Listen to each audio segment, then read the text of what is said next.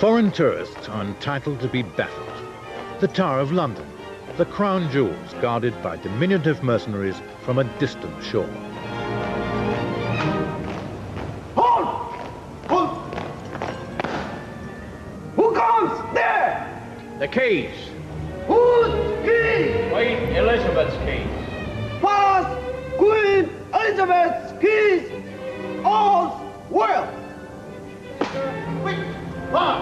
The grammar may be somewhat quaint, but the Gurkhas don't fight on syntax. Their legendary ferocity is matched only by their loyalty to our monarch. God preserve Queen Elizabeth! Aye.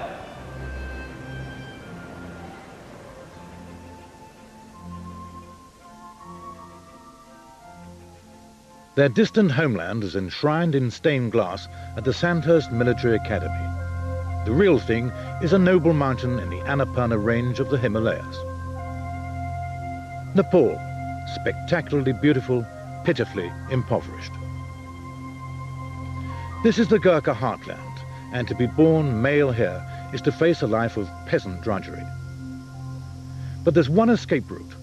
Boys like this, already toiling in the rice fields, will be among the many thousands who will compete to take it. It is to join the British Army.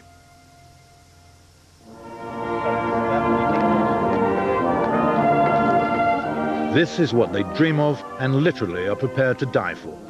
Ironically, in a changing world, their chances are becoming slimmer. Another Gurkha regiment, this time the 7th Duke of Edinburgh's own Gurkha Rifles, is being stood down. The grief is evident. These are fighting men, many of whom would have chosen to fall in battle rather than be neutered by political defence cuts. But the backs remain ramrod straight as the kukris, half knife, half sword, are sheathed for eternity.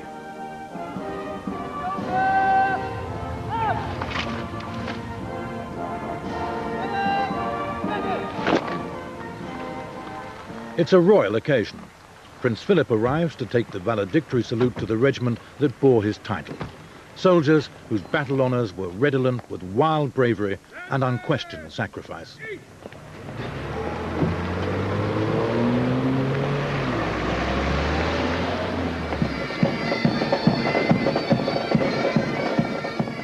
More than 200,000 Gurkhas fought for Britain in the First World War. 20,000 were killed or injured. In World War II, some 250,000 took on the Germans at Tobruk and Monte Cassino and the fanatical Japanese in the Far East. They suffered 23,655 casualties.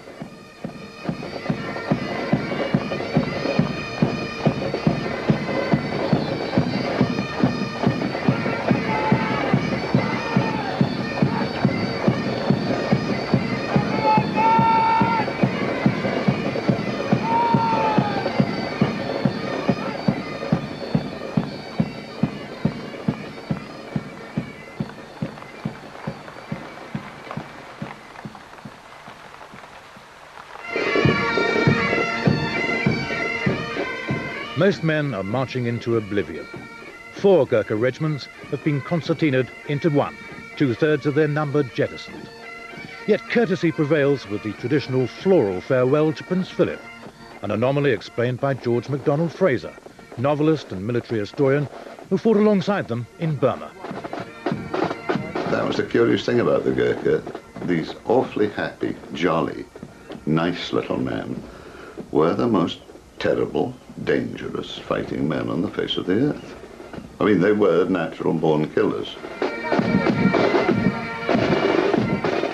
MacDonald Fraser's celebrated fictional hero, Flashman, would have fainted at the outset of this Gurkha action against the Japanese. They went into a Japanese position. The ground in front of the position was littered with their rifles. They just dropped their rifles and went in with their kukris. And it was discovered afterwards, when they were withdrawn, they didn't have a single round of ammunition among them. They just fought the Japs hand to hand. I always thought it was a pretty clumsy weapon, but it suits the Gurkhas, obviously. It was a very fearsome thing, and I should think probably terrified the opposition more than any other weapon in the armoury. Flashman would have been wise.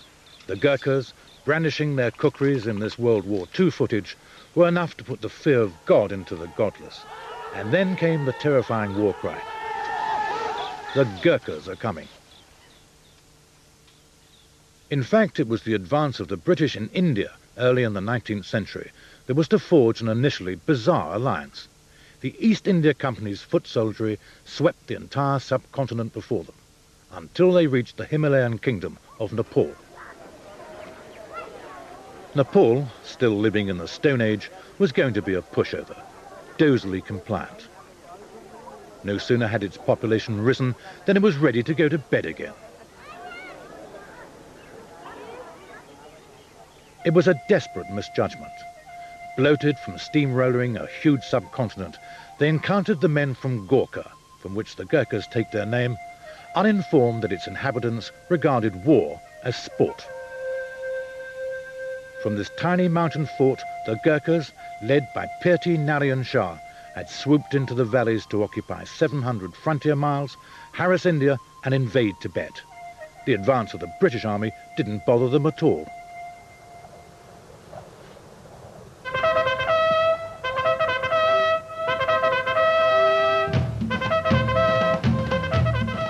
The clashes were probably unique in military history in that the British were soon to abandon their disparagement of native troops. The Battle of Kalanga, heavily outgunned, the Gurkhas fought almost to the last man, losing 520 warriors, but not before killing almost 800 British troops. An ensign who survived it wrote, "Run they would not, and of death they seemed to have no fear, though their comrades were falling around them." It was a salutary put-down for patronizing attitudes, and was to lead to a remarkable alliance born of mutual admiration.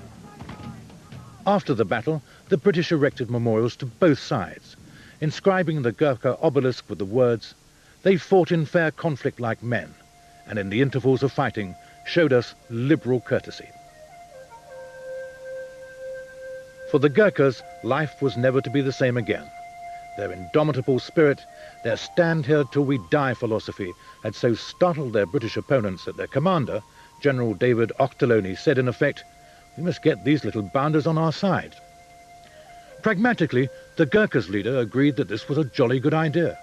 The British, he condescended, fought like lions. They're nearly as good as we are. And so was resolved a contract that was to put the Gurkhas under the aegis of the British Army for the next 180 years. The only change has been that they are now less exotically dressed.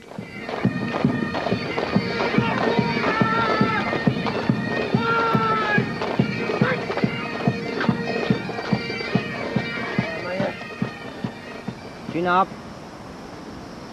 Okay.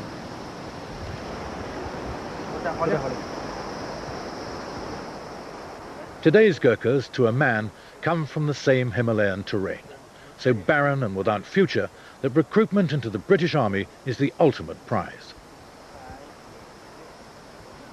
So fierce is the competition that candidates have to submit to the indignity of being branded like cattle, albeit with indelible ink.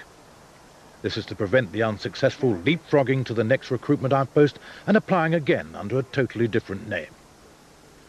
Major Gordon Corrigan explains the qualities they're looking for. I suppose what we're looking for is physical and mental robustness, flexibility, intelligence, loyalty. It's actually quite easy to find those qualities amongst the Gurkhas because their own society is hierarchical. It's a society where respect is automatically given to elders, to parents. Gurkha children do what their father tells them to do. Sadly, in our society, we've stopped doing that a long time ago. Next.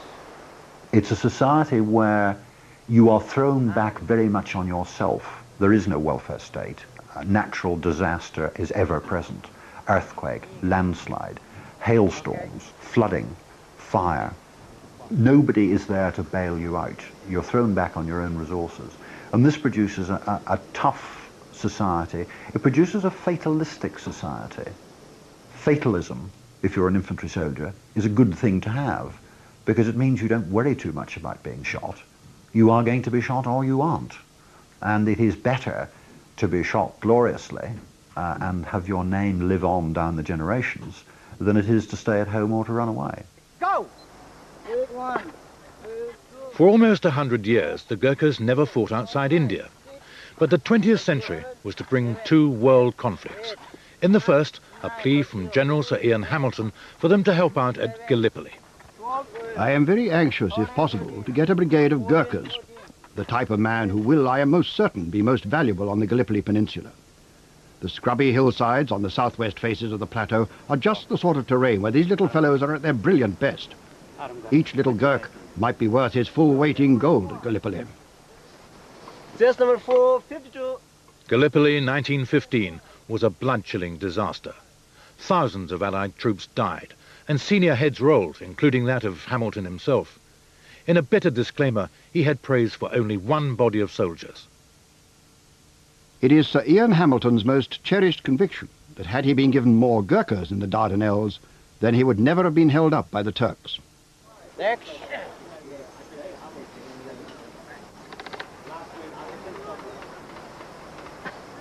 Chest number 2058.5. Selection tests for candidate Gurkhas have hardly changed down the years. Even here, back in 1928, supply outweighed demand. The only difference then was the preservation of the top knot, the sprout of hair by which a stricken Gurkha's god could haul him into some Nepalese Valhalla.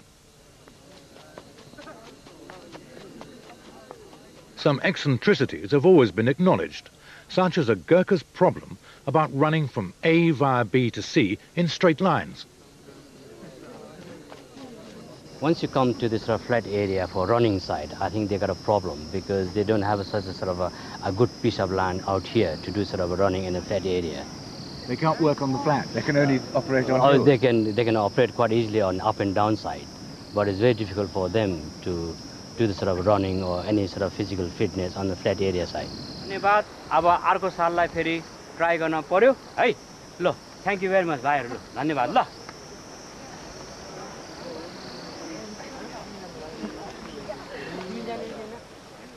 It's a dispiriting moment for the unsuccessful. Just 6 are going through to the next processing stage, but for the losers it's back to boring old Annapurna along Nepal's M1, the ancient spice road leading to Tibet.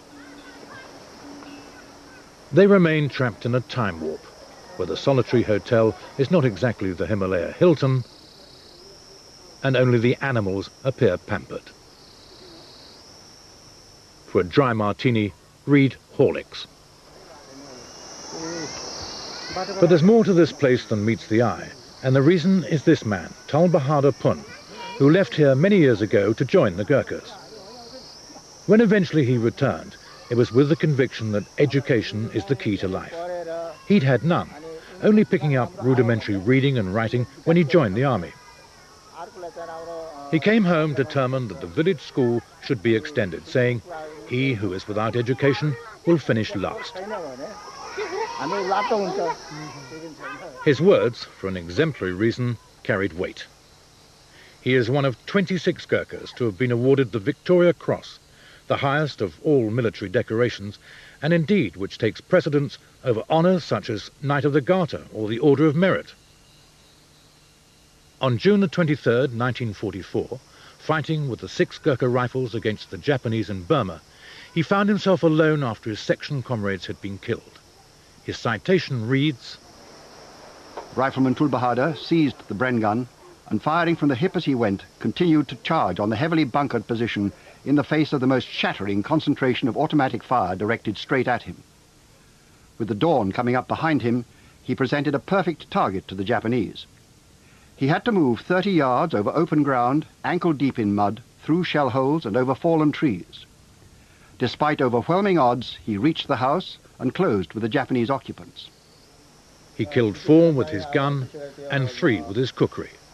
Still, the citation didn't tell it all.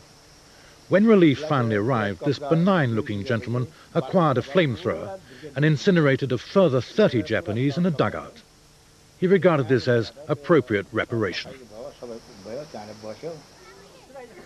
But there's something of which he is even prouder, which he insists on showing to the world. His VC carries influence with the Gurkha Welfare Trust, and by using it, he was able to install in his village a simple communal water tap. Paradoxically, only a few steps distant, there flows this river, highly photogenic but seriously polluted. Before the tap, every drop of drinking water had to be carried in from an uncontaminated source 8 miles away. The beauty of this place is sorely compromised by a poverty that the Welfare Trust strives to alleviate from limited resources. Nepal is the fourth poorest country in the world. To give you an illustration of the deprivation, there's only one doctor to 20,000, a hospital bed to 1 to 9,000 people. There is no state welfare system apart from primary school, which is now being extended up to secondary school. And therefore, without any insurance scheme, without any welfare scheme, any hardship means that people become destitute, they can lose their homes and all means of livelihood. And therefore all our ex-servicemen, and indeed their dependents, look to us, the Gurkha Welfare Trust, to try and help them.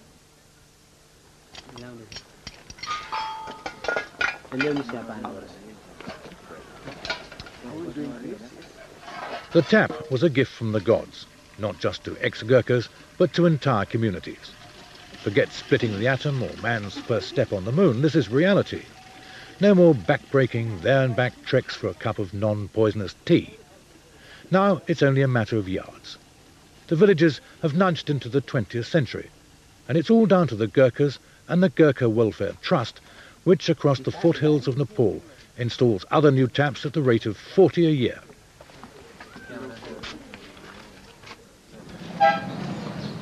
From their forays into the hills, the Gurkha recruiting officers have selected the 700 candidates for further examination. They come to Pokhara. It's not exactly twinned with Las Vegas, yet for most of them it's already the thrill of a lifetime. It's the first high street they've seen. Then suddenly the gates of a new planet open up before them.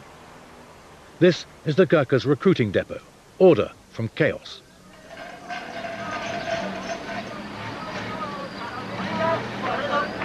Now they are tantalizingly close to a career that will provide clothes, food, world travel. They're very conscious of the traditions they have to live up to. Our ancient Gurkhas fight for British Army bravely, so they give their life, but they don't give up their hands. So I think that's why this motto is given to Gurkhas. They don't give up till their life will go. They don't give up till they die. He's also well acquainted with the Gurkhas' motto, even in English. It is better to die than to be a coward. This man is a Sherpa yak herder from the foothills of Everest. Not many Sherpas have Gurkha ambitions, so his main concern is how his family will react if he fails. तिम्रो यदि भर्ती लागेन भने घर फर्किँदाखेरि आमा बाबाहरु है मन दुखाउनुहुन्छ कि अथवा तिमीलाई गाली गर्छ कि गाली गर्छ त्यो त गाली गर्छ मन दुखाइहाल्छ. Yes, his parent will be upset, and I think they will be quite angry as well, he thinks. He's laughing now, but it's a serious matter. There are many Nepalese who regard being turned down by the Gurkhas as a disgrace on the entire family. Some rejects don't even go home again. Yes, he will be quite afraid, but even so, then he must go back to his village. The last lap to acceptance is rigorous and literally rock-strewn. A squad of Gurkhas once competed in a London marathon and finished hardly out of breath. It was a Sunday stroll compared with this. The competition is daunting. 57,000 initially applied to join the Gurkhas this year. 700 have reached this stage. Eventually just 153 will be chosen. The burden here is 45 pounds of stones. Tomorrow it will be increased to 75. Some find it disturbing that the elite of each generation leave to serve a foreign army. But not John Cross, an ex-Gurkha colonel who went back to live in Nepal and lectures at Kathmandu University. What we don't do is we don't go into the mountains of someone else's country, take a fellow by the nose and say, you're going to be our soldier. It's entirely their volition. And whether it's hardship or the sense of adventure or because they can't get their act correct in their own country is of no concern to the recruiter who wants what he knows is good material. And if a Nepali, a high-ranking Nepali, for instance, might think it's wrong to give people to another country to fight, to lose blood, I can only tell you what Pandit Nehru, in his wisdom in the early 50s, said when the Indian Lok Sabha said, why should we have our country used as a passageway for these mercenaries going to the dreadful British Army, etc.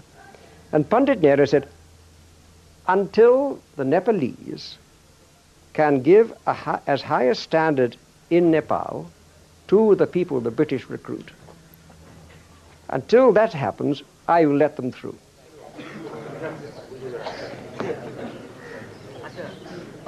The 700 candidates have been whittled down to 400 and the tension is palpable. This is prize day, but for fewer than half of them.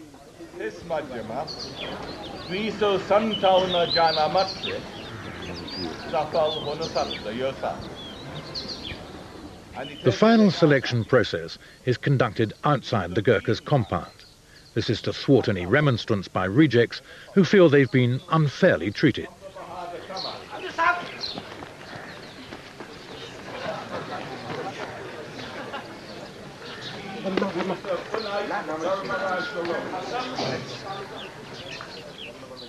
The winners might have come up in the national lottery, which, when their indelible markings have been verified, they have.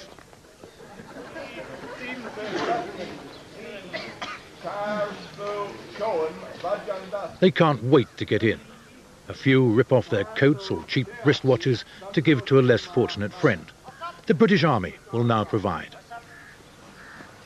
By Nepali standards, they're now rich, insulated for life against everything except the winds of war.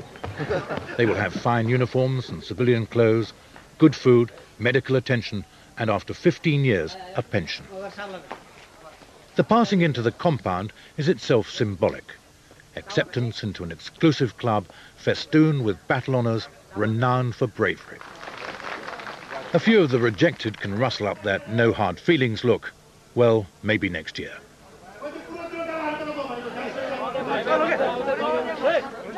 Inside there is frantic, in some cases perplexing activity. Writing farewell notes to the relatives they won't see for at least 3 years. They don't spring from an acquisitive society, but if they believed in Christmas, this would be Christmas Day. Off come the battered thongs to be replaced by kit that for many will be the first words of English they'll ever speak. Shoes Highlander, hey? Shoes Highlander. Shoes Highlander. SPT red. SPT red. SPT green. SPT green. Vest, PT, green. It can now be a puzzling world. There is, for example, the ultimate challenge of new technology, the shoelace.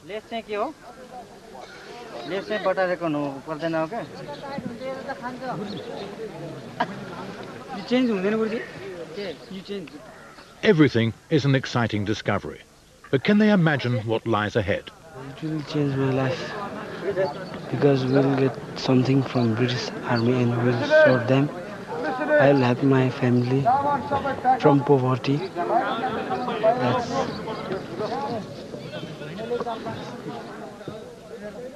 What does he expect England to be like? What does he hope to see there?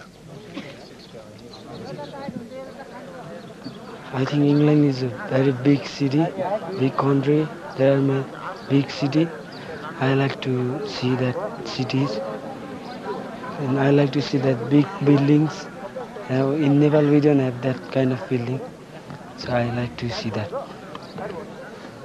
The yak man already knows everything about England. विकसित नै ठाउँ छ, धेरै नै विकसित ठाउँ छ। He says England is too development country, and he says it's very cold places. Just what you'd expect from a chap who comes from Everest. Is there anything he wants to see?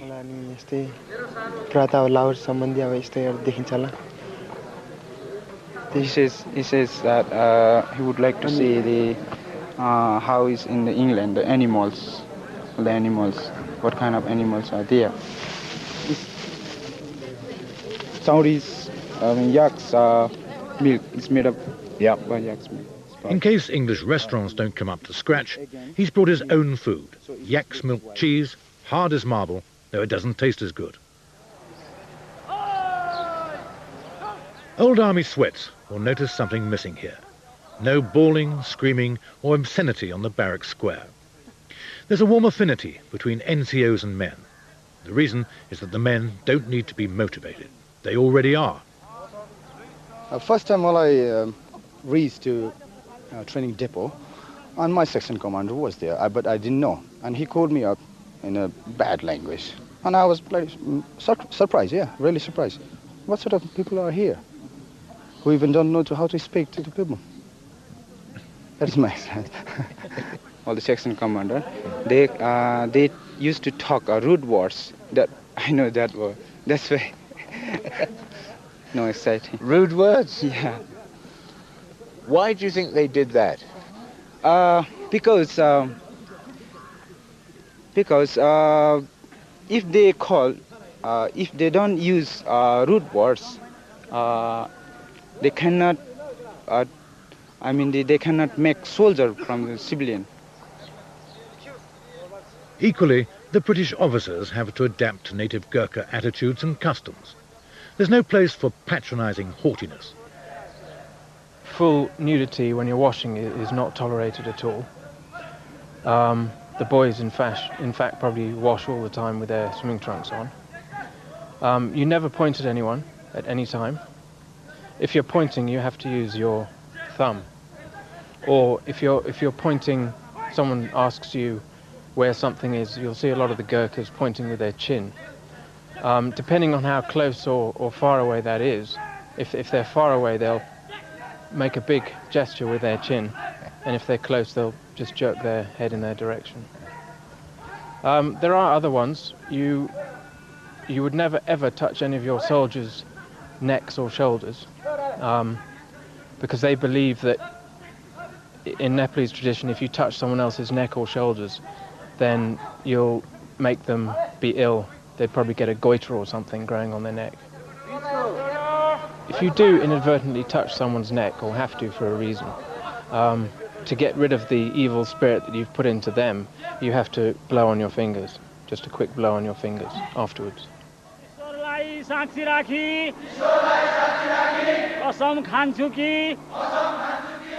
At the end of their basic training, a pandit administers the oath of allegiance.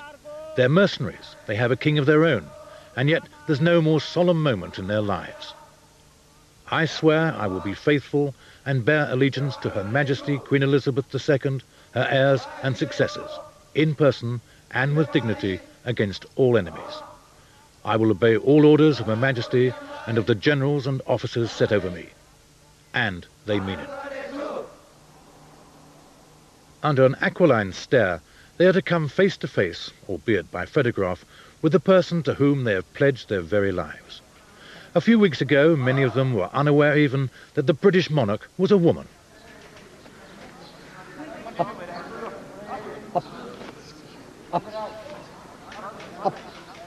They touched the Union flag in endorsement of their oath.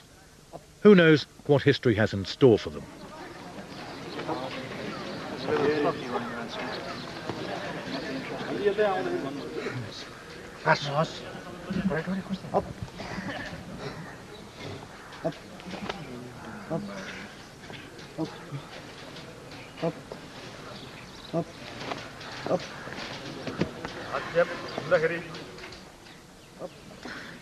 One young Gurkha couldn't suppress a nervous giggle. He was brusquely admonished, but they do have a sense of humour. A Gurkha would rather laugh than eat, or that was the impression that we got. Most of them used to carry catapults, and they would hide. And as you went by, they would snipe you with their catapults. And if you shouted, "Idarao, Johnny, I can see you," you know, the little head would come out giggling, and then he would hold up his catapult as much as say, "This is what I did it with," you know, as if you didn't know. And you couldn't take offense. I mean, you just couldn't. It would have probably been very dangerous apart from anything else. Back home, 3 square meals a day were a mirage. Now, this is the Savoy without the bill. On average, in the first year of training, each recruit grows 1.5 inches and puts on a stone, none of it fat. If you find the finger habit mildly off-putting, remember that they've only just got to grips with shoelaces. Knives and forks are on the agenda, but not yet. Anyway, it was only the other day, 1611 in fact, that knives and forks were introduced to England. But why are these men prepared to die for the British crown? It's simple, he says. We've eaten your rations. We've eaten your salt. The obligation is binding.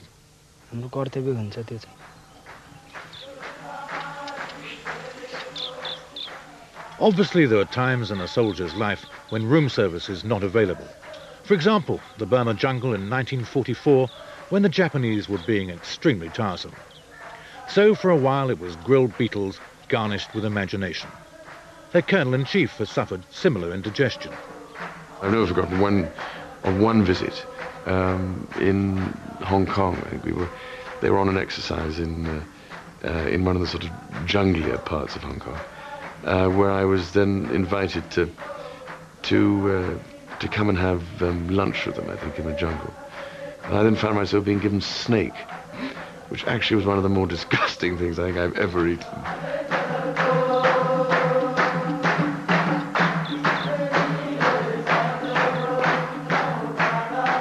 They sleep on the floor because they always have. And unacquainted with EastEnders, Cilla Black or other icons of British culture, they spend their evenings singing songs about Himalayan mountains or hacking people's heads off.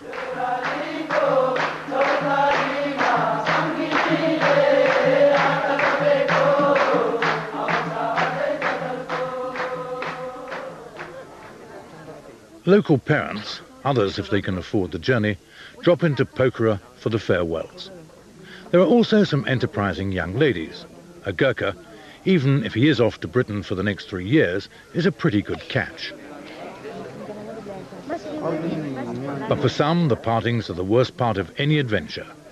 Will he ever see his father again?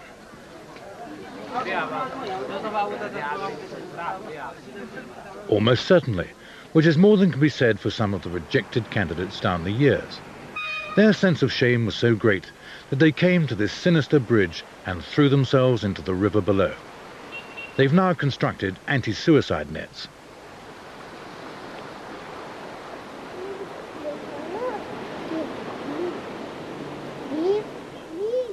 They may be leaving a Shangri-La film set, but they are also departing a world where to be aged and bent is to become a supplicant.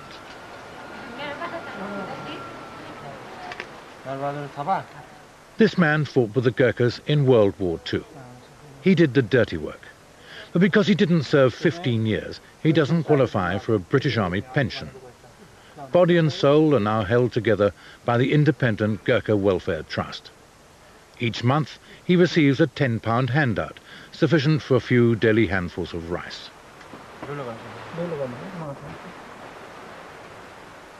Nor had the Trust forgotten the widows of their former colleagues in arms.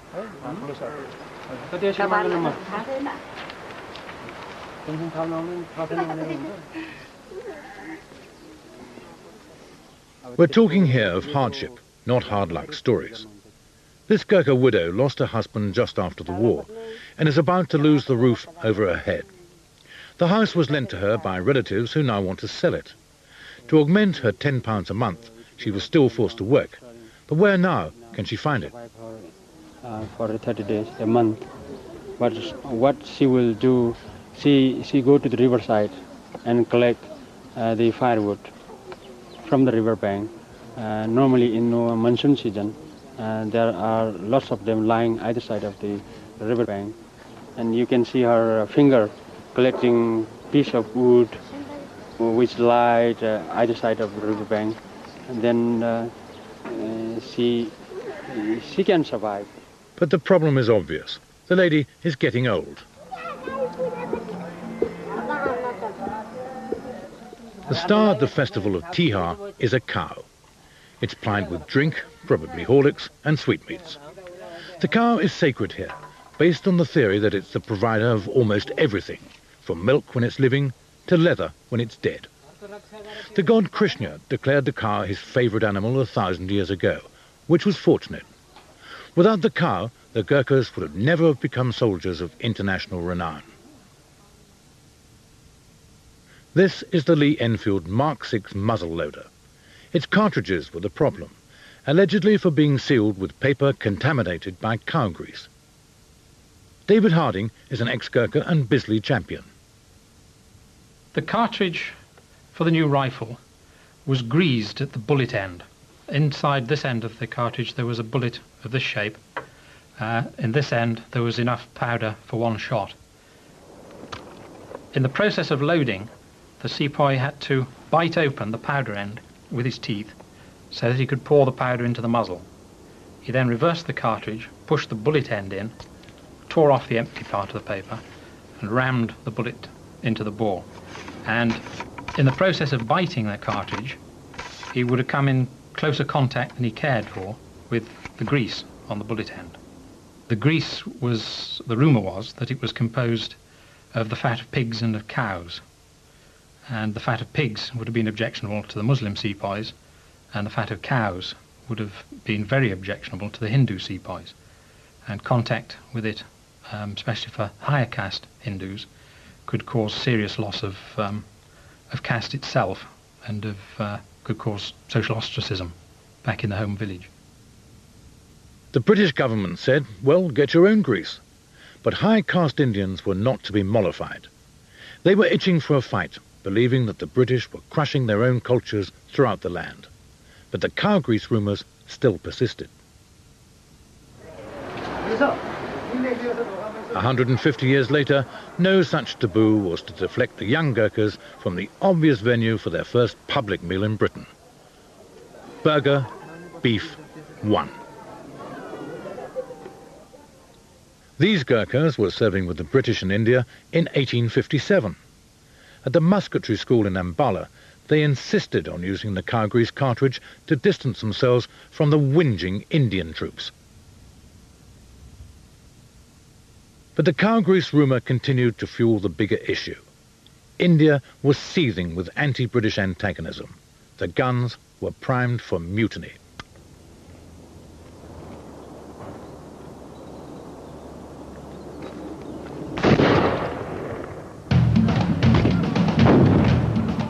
Delhi, capital of the old Mughal Empire, was the scene of the bloodiest conflict. It was a rising of manic intensity and unspeakable atrocity. Officers were hacked to pieces, their wives, children and servants mutilated before death or thrown live into the city's wells. Major Charles Reed, commander of the Sirmaur Battalion of Gurkhas, was among those ordered to head to the aid of his beleaguered British colleagues of the 60th Rifles. Within 4 hours, his relief column was on the way. But the 60th Rifles, pictured here in happier times, as they say, were apprehensive about the Gurkha involvement. Could they trust these Gurkhas, foreign troops after all? They were soon to learn. Fiercely loyal, brave to a man, the Gurkhas actually enjoyed their part in quelling the mutiny. Indeed, when word got abroad, they were accorded the highest of accolades, a rave review in the London Illustrated News. The Fusiliers and a little Gurkha were sitting by a window when one of the enemy, who had concealed himself, popped his head out to see what was doing. He happened to look the other way when the little Gurkha, as quick as thought, whipped out his kukri and sliced his head off in an instant, to the great delight of the Fusiliers, who could not for 10 minutes shoulder their muskets for laughing. The kukris are kept very sharp, and I have seen a Gurkha cutting his corns at arm's length. It is not to be wondered at that these are the dread of the rebels. The few surviving rebels continued to dread. They were simply tied to gun barrels and dispatched to join their holy cow in the sky. Among the heroes of the Gurkhas' action was Subadar Major Jesse Rajput, with medals. Never again would the integrity of these fighting men from Nepal be questioned. Their campaigns were commemorated on their chests, and such now was their reputation that Queen Victoria herself intervened, promoting them to a rifle regiment. But rifle regiments don't carry colours, so she presented them with a ceremonial truncheon.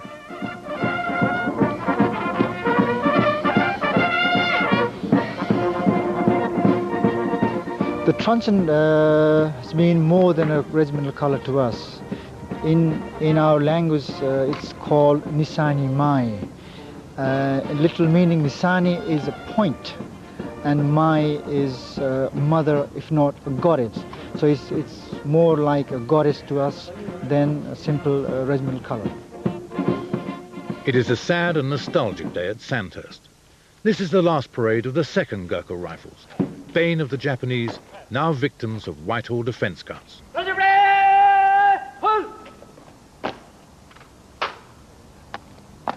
Song rifle, royal salute, President home!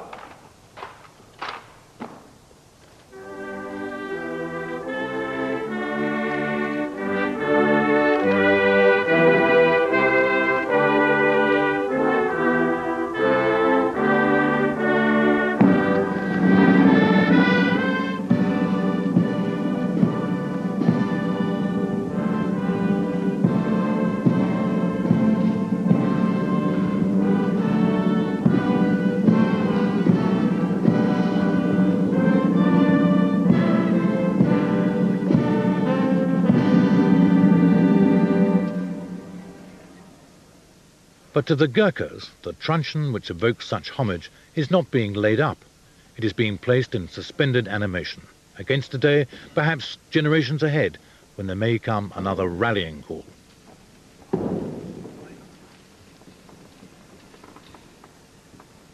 It's been so precious to us, and particularly for myself, having served in the regiment for 20 years.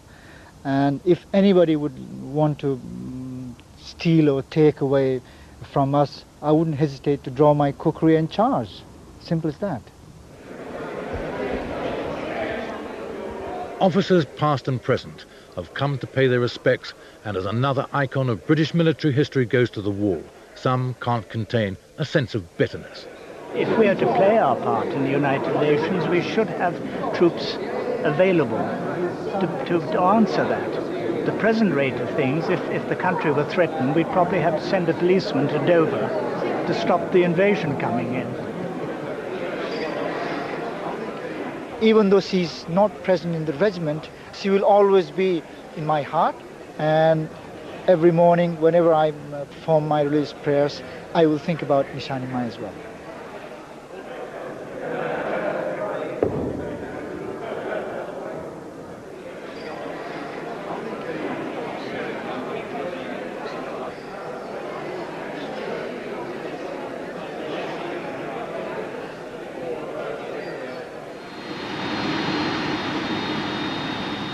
Ironically, as the old guard leaves, the new recruits land in Britain.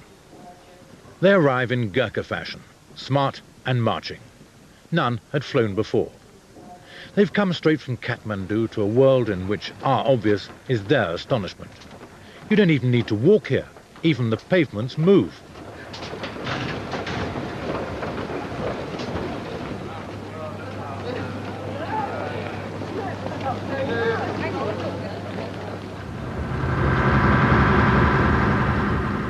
From Gatwick Airport, they shut their eyes around the M25, always a sensible precaution, to their new home near Aldershot.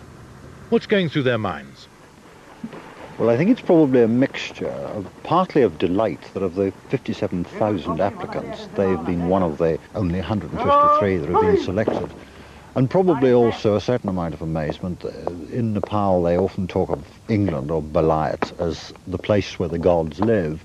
They're now discovering that God lives in a rather cold, very wet environment, and that may be slightly puzzling.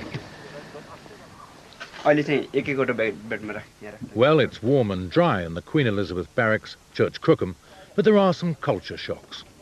For most, it's their first night in a bed with springs and a mattress.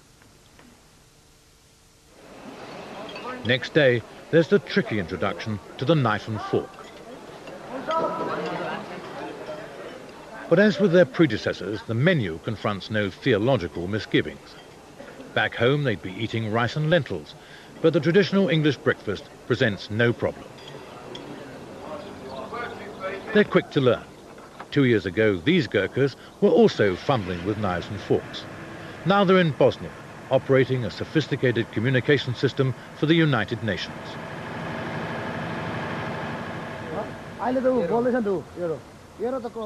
But for the new recruits, there is yet more to assimilate, not least the mystery of the urban traffic light.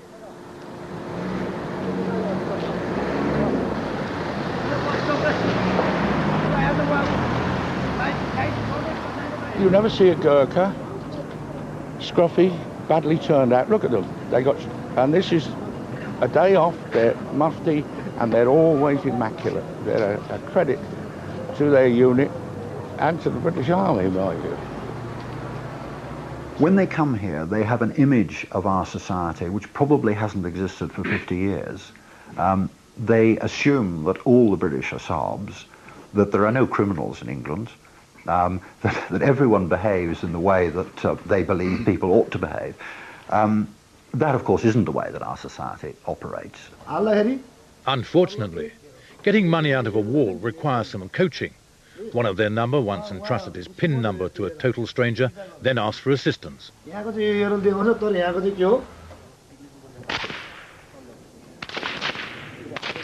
In camp, they're being inducted into the use of the fundamental tool of their trade. This is quite a big moment for them because this is the first time they will ever have fired a live round on the range. Today, and I haven't yet been to look at the targets, I would be surprised if there were many who had a group larger than an inch. Now that, at this stage, having never fired a round in their lives before, to get 5 rounds in a 1-inch group is actually very, very good. What's their secret? Good eyesight and doing exactly what they're told. They will absorb the instruction they're given, they'll follow it absolutely, they'll get their breathing right, they'll get their trigger operation right, they're patient, and they'll fire when they're ready to fire.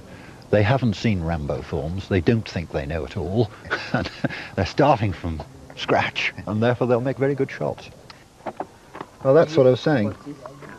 So those are very, very good groups for the first time he's ever fired a shot in his life. Right. He's quite pleased with it, but he's sure he can improve. In fact, it is very, very good, I can tell you. It'd be quite difficult to improve on it. But I mean, that's 5 rounds straight between the eyes. Very happy. Get it? He's just very happy to go and kill the enemy.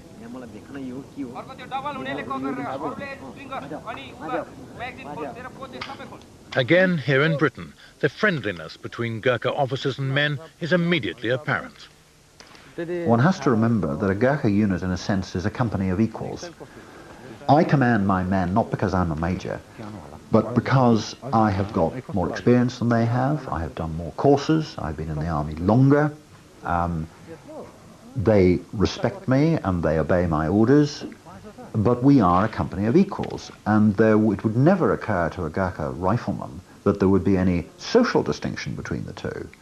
If I go to Nepal, I will stay in a soldier's house. If a soldier brings his wife to England for a holiday, quite often she will come and stay in my quarter. And we have had situations in my married quarter where I've had a brigadier, a corporal and a rifleman all staying there at the same time, all with their wives. This is regarded as extraordinary by the rest of the army, but it works in our society.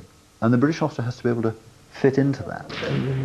There's no room for the arrogant, there's no room for the patronising, there is no room for the pompous, because that just doesn't wash with the Gurkha. The whole thing runs on mutual trust. I trust them and they trust me.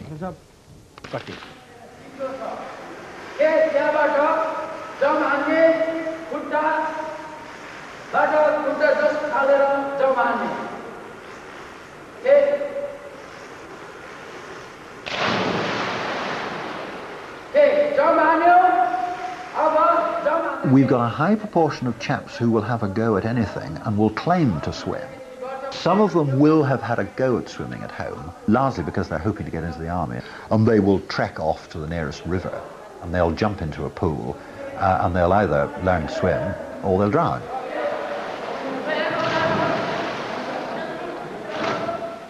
Fortunately, most of them appear to learn to swim, although it's very much doggy paddle. Again, it's easy to teach a Gurkha. I keep saying it's easy to teach Gurkha things, and it is, because he wants to. He's intelligent and he wants to learn. He also has great faith in the system. So when we say to a Gurkha, you are to jump into the swimming pool, which incidentally is 8 feet deep, do you understand that? Yes, now jump. He will jump, and he will do exactly what he's told to do, and he will therefore very quickly learn how to swim. And if he sinks to the bottom, we will fish him out and he'll do it again.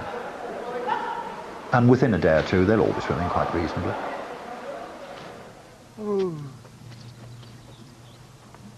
Everything is done to help them settle in. The yak man from Everest, for example, has been missing his yaks. So, on a neighbouring farm, he meets at least a Highland look-alike.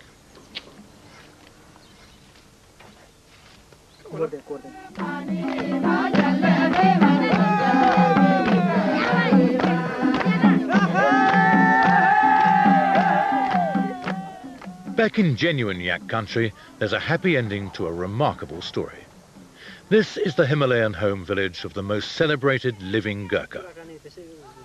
In May 1945, on the banks of the Irrawaddy River, rifleman Lachaman Gurung, here with friends, took on the Japanese literally single-handed. This was because he'd had his right arm blown off. Lachaman was also wounded in the face, chest and legs. He won the day alone and was awarded the Victoria Cross. Aged 78 now and walking with some difficulty, he wanted to move from the mountains to a house on the plain. There was an obvious cash flow problem.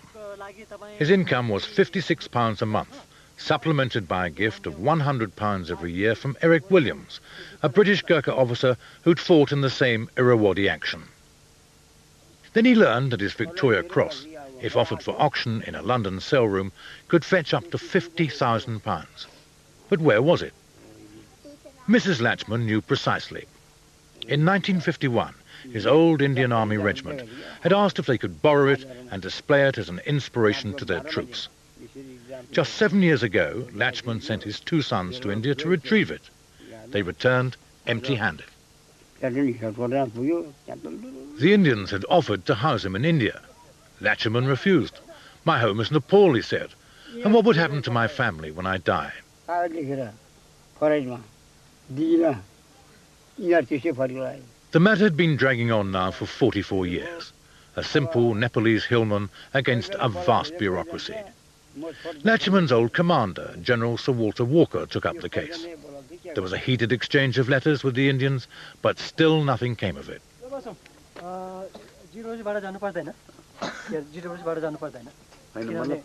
So each month, Lachaman's son prepared for the journey down the mountain to collect his pension. "No, he's not heavy," he said. "How could he be? He's my father."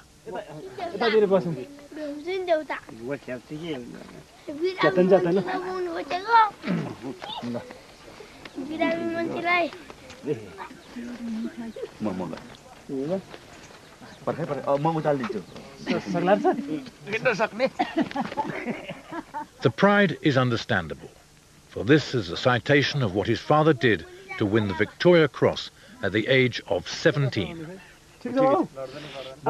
At Taungdaw in Burma, on the west bank of the Irrawaddy, on the night of the 12th, 13th of May, 1945, Rifleman Lachaman Gurung was manning the most forward post of his platoon.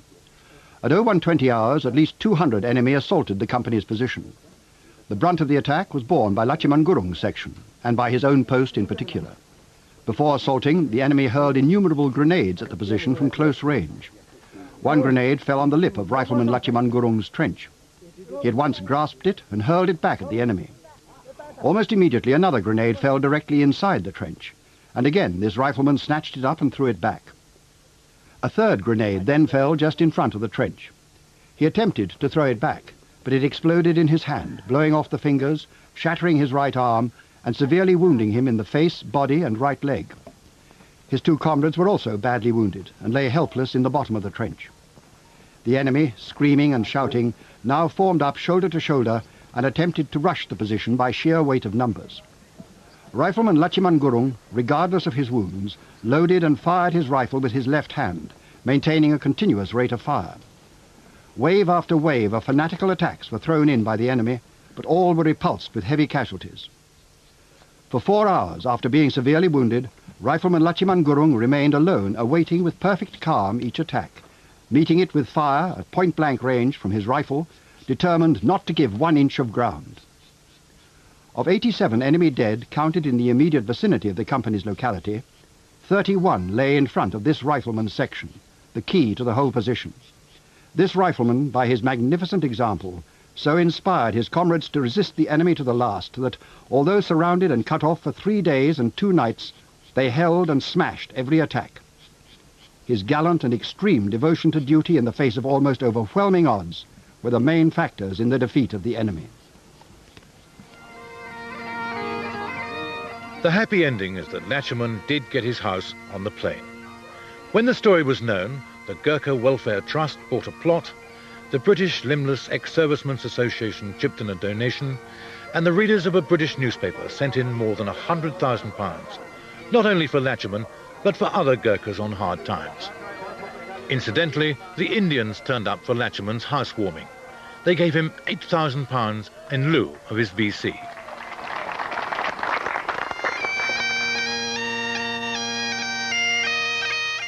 Quite by chance, at Church Crookham, a piper is practicing. He is playing Ode to Joy. Today, from the wreckage of 5 infantry battalions, 1 new regiment, the Royal Gurkha Rifles, is being raised. The Gurkhas are now serving with the 5th Airborne Brigade and other specialised units of the British Army. The man honoured and delighted to become their Colonel-in-Chief is the Prince of Wales.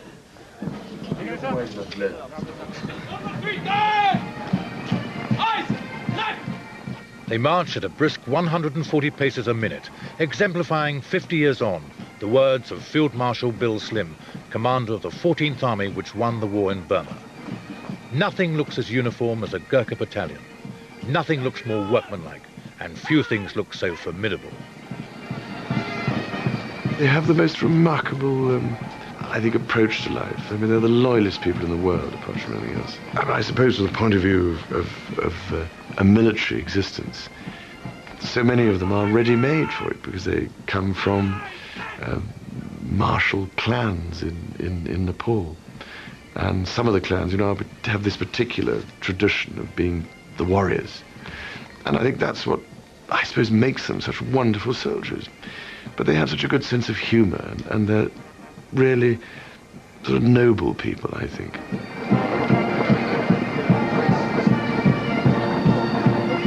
I just think they're remarkable people.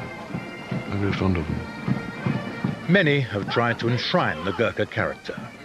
Here are the words of Sir Rolf Turner, a former Gurkha officer.